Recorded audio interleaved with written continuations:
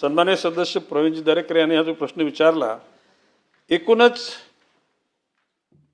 समाजामध्ये दोन प्रकारचे लोक आहेत. एकूण जंगली प्राण्यावर प्रेम करणारी एक विचाराची जमात म्हणजे माणसाचा एक समूह आहे.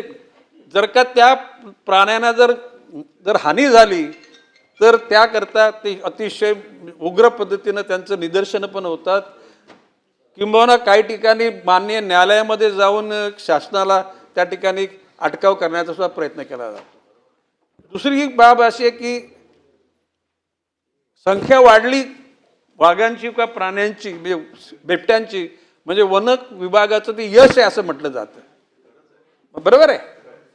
आणि अशा अर्थाने ही एवढी प्राण्यांची संख्या वाढली तर मी या आपल्या माध्यमातून महाराष्ट्र जनतेला सुचवितो की विदर्भामधील प्रत्येक जिल्ह्यामध्ये एक बोलू नका व्याघ्र सफारी प्रत्येक जिल्ह्यामध्ये आणि कोकणामध्ये, पश्चिम महाराष्ट्र आणि तुमच्या खानदेशामध्ये प्रत्येक जिल्ह्यामध्ये एक बिबट सफारी करण्याचं आणि त्याकरता अधिकाऱ्यांना निर्देश दिलेत आलेले आहेत की अशा प्रकारच्या तुमच्या डिव्हिजनमध्ये, रेंजमध्ये कुठे जागा आहेत की जेणेकरून अशा प्रकारची आपण बिबट सफारी आणि व्याघ्र सफारी करू शकू, जेणेकरून हे एवढ्या मोठ्या प्रमाणामध्ये जे वाघ आणि बिबट निर्माण झालेले आहेत त्यामध्ये पर्यटन पण होईल, त्यांचं संरक्षण पण होईल आणि जेणेकरून हा मानव आणि वन्य प्राण्याचा संघर्ष हा पण थांबला जाईल.